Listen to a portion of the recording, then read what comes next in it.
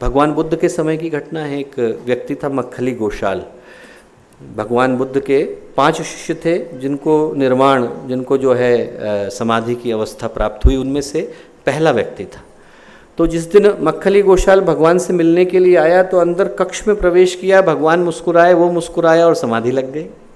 तो आनंद को बड़ा आश्चर्य हुआ। आनंद को लगा कि साहब मैं तो 40 साल से रह रहा हूँ आपके पास और ये व्यक्ति आकर के मुस्कुराता है और समाधि मिल जाती है, ये क्या तरीका है।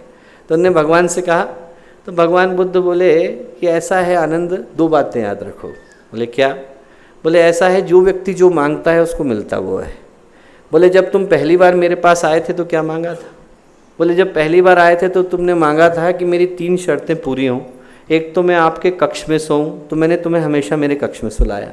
एक आपने कहा कि हमेशा मैं जिससे मिला हूँ उससे आप मिलो, मैंने किसी व्यक्ति को मना नहीं किया। तीसरा तुमने कहा कि मेरे सारे प्रश्नों का उत्तर दो, तो मैंने तुम्हारी सारी जिज्ञासाओं को पूरा किया। बोले इसमें समाधि कहाँ है? इन 3 प्रश्नों में तुमने निर्वाण कब मांगा था? बोले यदि मांगा नहीं तो मिलेगा कैसे? और बोले वो मक्खली गोशाल एक ही सोच लेकर के आया कि मुझे भगवान के पास समाधि चाहिए, इसके अलावा और कोई प्रश्न नहीं था।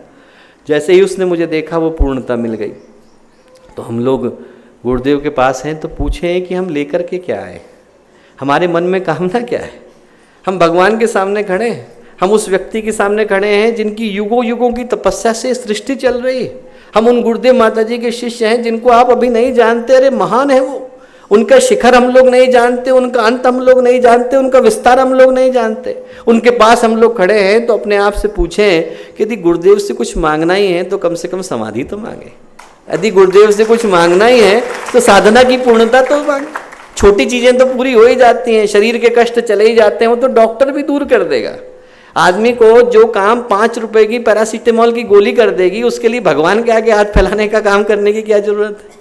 जो चीज़ आपको एक छोटी सी आइबुप्रोफेन की गोली कर देगी, उसके लिए भगवान के आगे खड़े होने की आवश्यकता क्या है। भगवान से मांगे तो समाधि तो मांगे।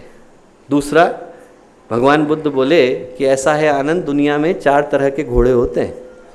बोले पहले घोड़े वो होते हैं जिनको इशारा पर्याप्त होता है, आपने किया खड़े हो जाएंगे। बोले दूसरे घोड़े वो होते हैं जिनको प्यार से सहलाना पड़ता है। बोले तीसरे घोड़े वो होते हैं जिनको डंडा मारना पड़ता है।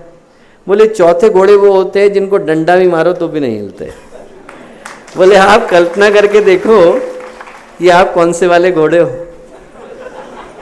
हम लोगों को ये सोचने की आवश्यकता है कि हम कौन से वाले हैं, हमारे लिए पर्याप्त है या फिर भगवान को अपने हाथों को कष्ट देने की आवश्यकता है।